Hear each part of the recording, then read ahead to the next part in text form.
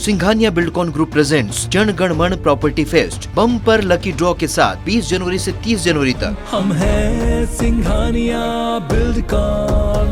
तो सरकार ने क्या योजना रखी है?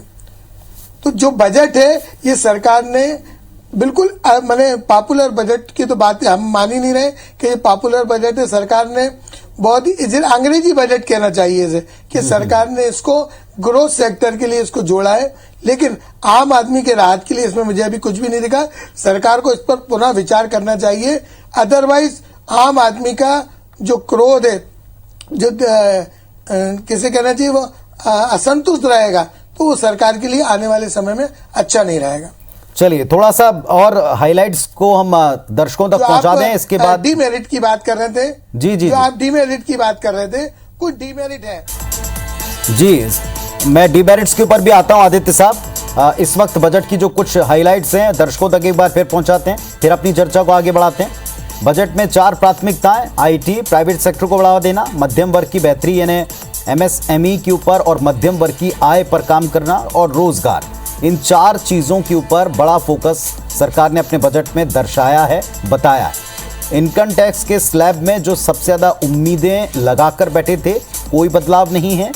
साथ में 15% से ज्यादा एलटीसीजी में 15% ज्यादा टैक्स नहीं है। एनपीएस में केंद्र राज्य का योगदान 14% हुआ है। कर्मचारियों के लिए एक बेनिफिट है इसमें। चमड़े का सामान और कपड़ा सस्ता होगा जिस तरह के प्रावधान किए गए। खेती किसानी का सामान सस्ता होगा। मोबाइल फोन, चार्जर, एसेसरीज सस्ते होंगे। डायमंड ज्वेलरी सस्ती होगी। तो ये सारी चीज़ें जो सस्ती हैं, क्योंकि हम हर बार बजट में कुछ चीज़ें ढूंढते हैं, एक अपने टैक्स में राहतें रियायतें खोजते हैं, क्या सस्ता हुआ, ये बात हम लगातार खोजते हैं और इसी पैमाने के ऊपर बार बार बजट को परखने की कोशिश करते हैं कि हमारे लिए क्या सस्ता हुआ, टैक्स स्लैब में कितना परिवर्तन हुआ। मैं जिस तरीके के चर्चाएं हम कर रहे हैं विवेक खंडेलवाल साहब, इसमें इंफ्रास्ट्रक्चर के लिहाज से, चूंकि आप जिस वर्ग को लगातार डील करते हैं, इसमें कॉर्पोरेट के साथ साथ अब आम आदमी की उम्मीदें, एक्सपेक्टेशन, ये भी बैलेंस करनी पड़ती हैं। क्या ये वातावरण को बनाने की दिशा में हेल्प करने वाला बजट है? और सीधे सीधे जो चैलेंजेस दिखते थे, क्रिप्टो करेंसी का आप देख लें, डिसइन्वेस्टमेंट का आप देख लें, या फिर किसानों के एमएसपी का मुद्दा देख लें, उन डायरेक्ट इश्यूज को ही सीधे तौर पर एड्रेस किया है, या इसमें कुछ और लेयर्स होंगी जो बाद में समझ में आएंगी आपके मुताबिक?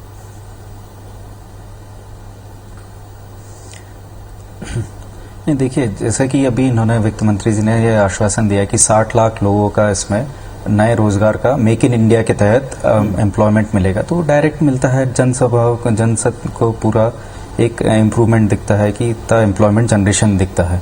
दूसरा, एक बहुत एक अच्छी चीज़ नई निकाल के आए हैं कि डिजिटल इन्वॉइसिंग करने का इन्होंने बोला है कि कहीं पर भी कोई भी आपके अपना हस्ताक्षर करा हुआ इन्वॉइस निकाल करके देख सकते हैं आप कहीं पर भी।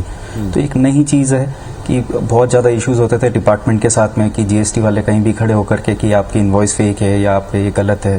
तो एक आपको नई चीज़ निकल के आती है कि हमारे डिजिटाइजेशन के साथ में, अच्छा, साथ साथ में आपका जो महिलाओं के लिए करा है, आंगनवाड़ियों के नया 2 लाख आंगनवाड़ियों के ऊपर डिजिटाइजेशन निकाल करके आया है, उसमें एक फंड इन्होंने ये मार्क करा है।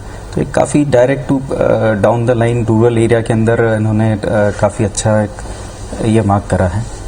एंड डिजिटल बैंकिंग का डीबीटी के तहत कि 75 नए डिजिटल बैंकिंग का पोर्टल्स निकाल के आएंगे जो down the line rural areas को कैटर करेंगे डीबीटी के तहत। तो वहाँ पे डायरेक्ट बेनिफिट ट्रांसफर स्कीम्स वहाँ पे उनको मिलते रहेगी। पोस्ट ऑफिस बैंक्स को मर्ज करा है डायरेक्ट बैंकिंग चैनल के अंतर्गत, तो वो भी एक डायरेक्ट स्कीम जो जन भागीदार लोग हैं उन्हीं सब के लिए है लोक प्रवाह। चलिए, हमारे साथ पैनल में प्रोफेसर साहब भी जुड़े हैं, प्रोफेसर ए.के. चक्रवाल साहब। एक घोषणा अभी हम इसमें डिटेल में जिसके नहीं गए, बार बार हम बेरोजगारी की बात देखते हैं, क्योंकि आप सुन रहे होंगे डॉक्टर विनय जायसवाल को, वो भी कह रहे थे रोजगार को लेकर के देश की बहुत बड़ी उम्मीदें थी, उनको इसमें झटका लग रहा है। लेकिन हम एक चीज़ देखते हैं, 1486 कानूनों को निरस्त करके ईज ऑफ डूइंग बिजनेस 2.0, मतलब अगला उसका चरण जो है वो देश में हम देखेंगे। क्या ये हेल्प करेगा? क्योंकि आज की तारीख में बिजनेस सुगम बने, ईज ऑफ डूइंग बिजनेस हो या ऋण देकर के लोगों को अपने कारोबार के लिए मोटिवेट करना हो। इस पर हर सरकार का, केंद्र और राज्य, इसी का प्राइम फोकस दिखता है। ये मानकर चल रहे हैं कि अब सरकारी क्षेत्र में सारी नौकरियां नहीं मिल सकती।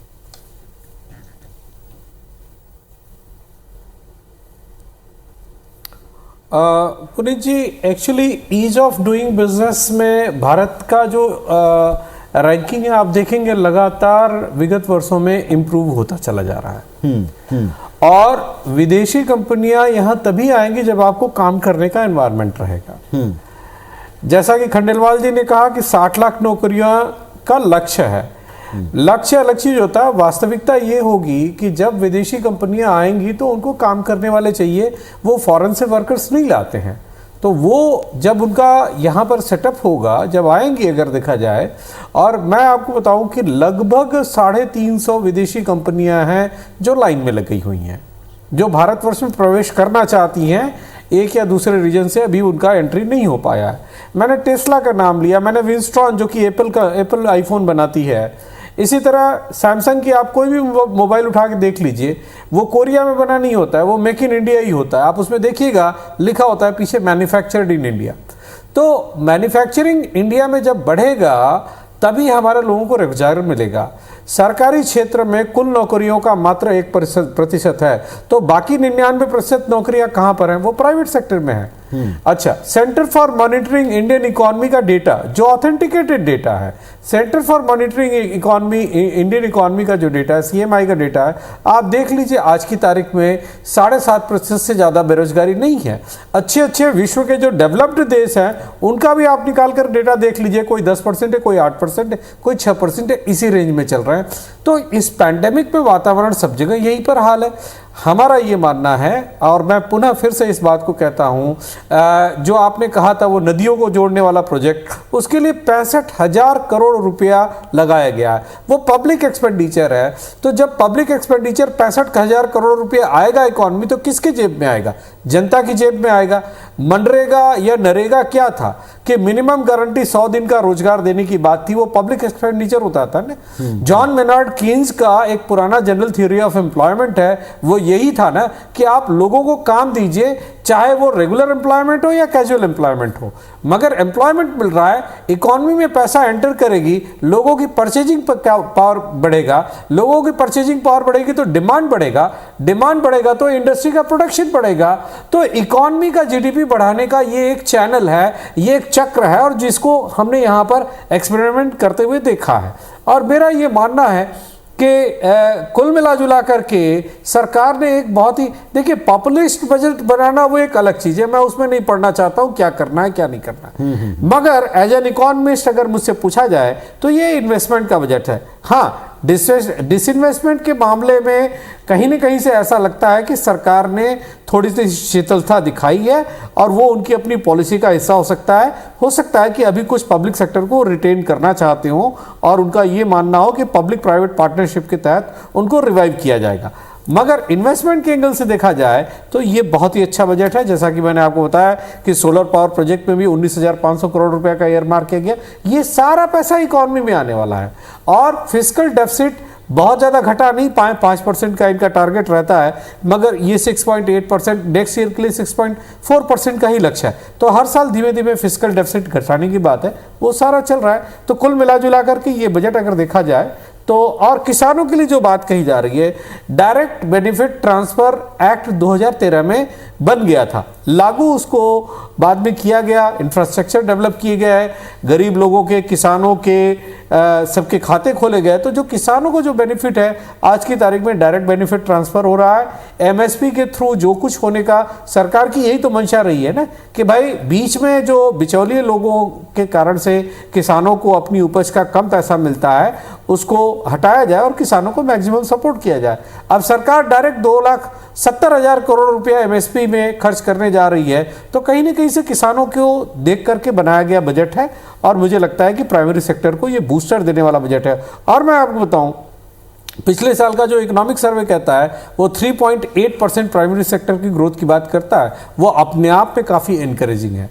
तो कुल मिला जुला करके मैं ये मानता हूं कि सरकार ने थोड़ा रिस्क लिया है इस बजट में, ठीक है। और इन्वेस्टमेंट की तरफ ध्यान दिया और $5 ट्रिलियन इकोनॉमी का जो लक्ष्य है उसकी तरफ कहीं ना कहीं सरकार आगे कदम बढ़ाने की कोशिश कर रही है, काफ़ी कॉन्फिडेंस और डिटर्मिनेशन के साथ।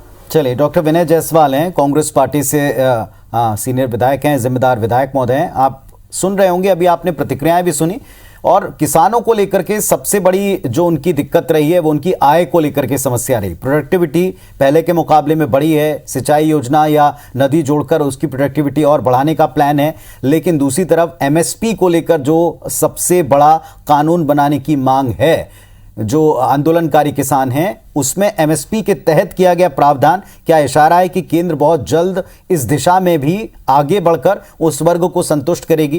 किसानों के लिहाज से आप इस बजट को किस तरह का पाते हैं, विनय जी? देखिए पुनीत जी, जितने भी विशेषज्ञ हैं उनकी सब बातों को बड़े ध्यान से मैं सुन रहा था।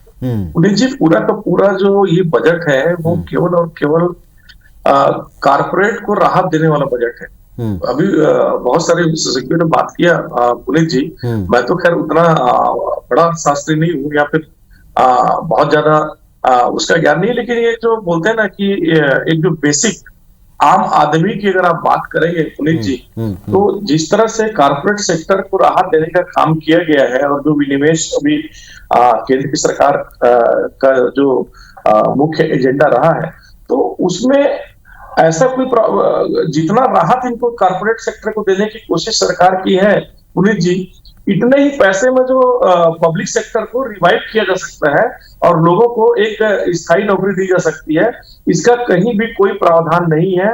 बल्कि देखिए, अब मैं लाइन से फटाफट बोलना चाहूंगा, जो सीतारमण जी का बजट है कि देश की अर्थव्यवस्था मजबूत हो रही है। आज ये बात उन्होंने अपने बजट में कहा है। देश की अर्थव्यवस्था कैसे मजबूत हो रही है? क्या केवल बड़े बड़े जो कारपोरेट हैं उनके मजबूत हो जाने से देश की अर्थव्यवस्था मजबूत हो जाएगी क्या? आज जो लोग हैं, जो युवा हैं, 6,000, 5,000 और 7,000 की नौकरी के लिए तरस रहे हैं। ग्राउंड की रियलिटी ये है, इसके ऊपर बजट में प्रावधान होना चाहिए था। पुनीत जी, मैं ये बोलना चाहता हूँ, देश कोरोना की लहर से गुजर रहा है और कोरोना के लिए सरकार काम करना चाहती है। आप बताइए कि तीसरी लहर जो आ गई है, ऐसा कोई भी सेंट्रल रेगुलेटरी बॉडी 2 साल में नहीं बना पाए जिससे कि प्राइवेट जो डॉक्टर्स हैं उनकी मनमानी को हम रोक सके। हेल्थ इंफ्रास्ट्रक्चर को मजबूत करेंगे, कैसे मजबूत करेंगे? केवल आपने वैक्सीनेशन की बात की और बोलते हैं हेल्थ इंफ्रास्ट्रक्चर मजबूत हो रहा है। देखिए पुनीत जी, ये जो कोरोना है अब तो जाने वाला है, लेकिन हेल्थ के लिए जो इश्यूज हैं, जो बड़े बड़े जो बीमारियों का इलाज होना चाहिए, उसमें लोगों के घर बिक जा रहे हैं, उसके लिए इस सरकार ने इस बजट में कोई प्रावधान नहीं किया है। आपने बोला कि मेक इन इंडिया के तहत 60 लाख नौकरियां मिलेगी। मेक इन इंडिया से इसके पहले कितना 2 करोड़ की नौकरियों का वादा ये सरकार की थी। आज तो पूरे के पूरे कोरोना काल में करोड़ों लोगों की जो नौकरियां हैं वो छीन गई है, लेकिन इसके लिए भी कोई प्रयास इस बजट में नहीं दिखता है। बजट में अगले 25 साल के ब्लूप्रिंट की बात सीतारमण जी ने किया है। अरे आप पहले अभी जो वर्तमान में जो इतनी बड़ी पेंडेमिक की स्थिति है, जो देश का जो ग्रोथ रेट है, जो रोजगार का दर है, उसके ऊपर काम कर लेते, फिर 20-25 साल का ब्लूप्रिंट बनाते, किसी को कोई आपत्ति नहीं है। निजी निवेशों को बढ़ावा देने का लक्ष्य आपने किया है। निजी निवेश का लक्ष्य को जो बढ़ावा देने की बात किया है सीतारमण जी ने, वो किनके लिए किया है? केवल बड़े बड़े कारपोरेट के लिए किया है। आज अगर एक आम युवा अगर कोई अपना काम करना चाहता है तो इजी टू डूइंग और सब जो तमाम जो बातें हो रही थी, उसको कितनी तकलीफ होती है ये बताने की जरूरत नहीं है। और इसमें बड़ी सुधार की आवश्यकता थी बजट में, वो जो नहीं दिखा। मध्यम वर्ग के लिए बेहतर माहौल बनाने पर जोर दिया। मध्यम वर्ग तो की जो आज तो अगर देश में स्थिति ये है पुनीत जी की, सबसे ज्यादा कमर अगर किसी की टूटी हुई है तो मध्यम वर्ग की है।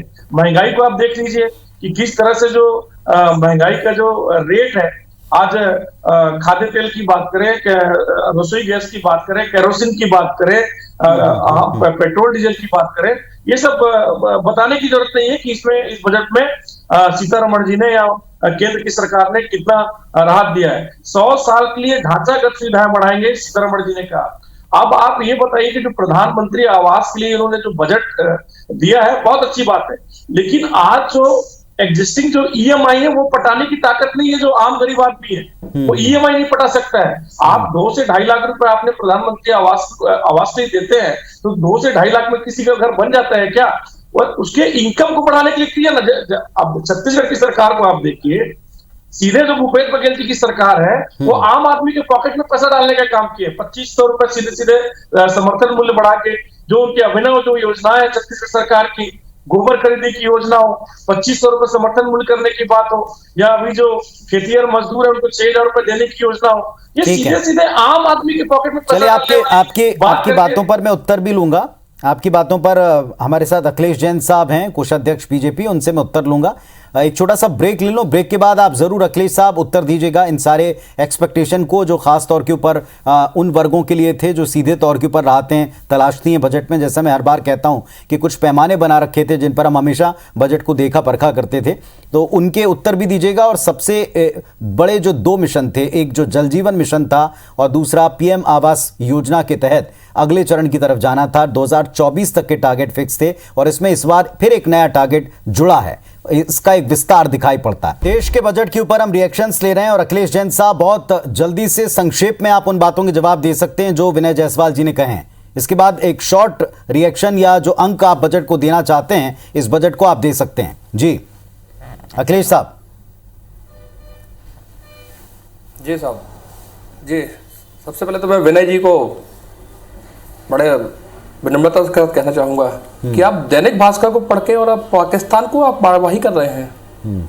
छोटी छोटी सी बातें, मतलब कहाँ की बातें कहाँ से कहाँ लिंक कर रहे हैं। आप बजट के ऊपर चर्चा कर रहे हैं, पाकिस्तान की बात कर रहे हैं। जहाँ तक आपने नल जल योजना की बात की, 44,000 करोड़ का हमने प्रॉब्लम, छोटी सी बात है क्या? और घरों की बात करें, का फायदा पाकिस्तान ये उठा रहा है कि पूरे के पूरे सबसे बड़ा निर्यातक देश बन जा रहा है। नहीं, पाकिस्तान में जहाँ खाने के लाले पड़े साहब, आपने उनका उदाहरण देखे। अरे आप पाकिस्तान और इसकी बात हमेशा करते हैं, खाने के आप वहाँ की रिपोर्ट कम से कम ये तो बता दीजिए।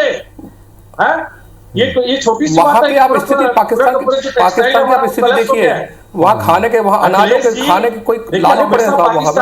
हम उसको कंपेयर करेंगे हमारे बजट से, तो हम बात करिए ना।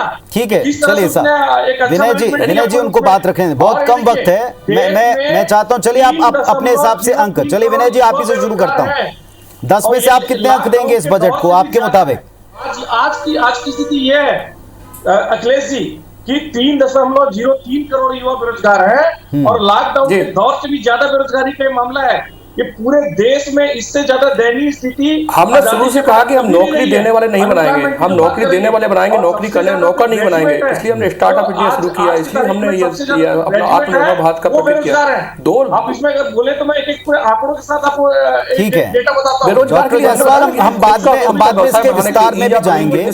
डॉक्टर जायसवाल हम इसके विस्तार में बाद में भी जाएंगे। अखिलेश जी, 10 में से अगर इन परिस्थितियों में आपको इस बजट को अंक देने हो, फाइनली आप इसमें कुछ कहना चाहते हैं तो आप कहें, बहुत संक्षेप में, वक्त बहुत कम है। 10 में से शून्य नंबर भी दे सकते हैं और इस बजट क्षेत्र का गांव माइनस में देना चाहिए। हर व्यक्ति का 10 में से 10 नंबर इस बजट को मैं देना चाहूंगा। 10 में से माइनस देना चाहिए। ठीक है, चलिए साहब, दो अंक तो हमको पता चली गए कि एक माइनस में अंक देना चाहते हैं और एक 10 में से 10 अंक देना चाहते हैं। आदित्य जैन वनिया साहब, इसमें ओवरऑल परिस्थितियों पर हमने पहले भी बात की, अभी भी बात की। डीमेरिट्स आप बताना चाहते थे, बहुत हाईलाइट पॉइंट इसके बताएं और अंक भी दे दें आप। नहीं, जो डीमेरिट है, सबसे बड़ा डीमेरिट तो उन्होंने जो है होम लोन पर ब्याज दरें और टैक्स में राहत नहीं दी, एक बहुत बड़ा डीमेरिट है। और इलेक्ट्रिक वाहनों पर भी इन्होंने कोई चर्चा नहीं की, वो भी एक बड़ा डीमेरिट है। तो इन्होंने बस एक बात की कि पोस्ट ऑफिस को अपडेट करने के लिए सर्व सुविधा युक्त बनाएंगे, लेकिन मैं आपके माध्यम IBC 24 के माध्यम से बताना चाहता हूँ कि पोस्ट ऑफिस बैंकों की व्यवस्था बहुत लचर है, वहां जाना पसंद नहीं करते हैं। सरकार को ये बात समझ में आना चाहिए कि उसका स्वरूप बदले जी। और दूसरा, जहाँ तक मेरिट और डीमेरिट के अलावा नंबर देने की बात है जी, तो सरकार ने इंफ्रास्ट्रक्चर और इसके अलावा हम देने कैपिटल एक्सपेंडिचर पर सरकार को 8 नंबर देने चाहिए, लेकिन आम आदमी को इन्होंने कोई भी राहत नहीं दी। कुछ ना कुछ निचले तबके के लिए कोई पॉजिटिव बजट नहीं है, इसके लिए इनके 2 नंबर उसमें से काटे जा सकते हैं, तो टोटल इनके 8 नंबर होते हैं। विवेक साहब, नंबर बताएं आप, 10 में से कितने अंक देंगे इस बजट को? नहीं, 8 में से 2 नंबर काट रहा हूँ। 8 में से 2 नंबर इसलिए काट रहा हूँ कि आम आदमी को टैक्स में राहत नहीं दी, छोटे तबके के लिए कोई भी नया राहत नहीं दिया। ठीक है साहब। विवेक साहब,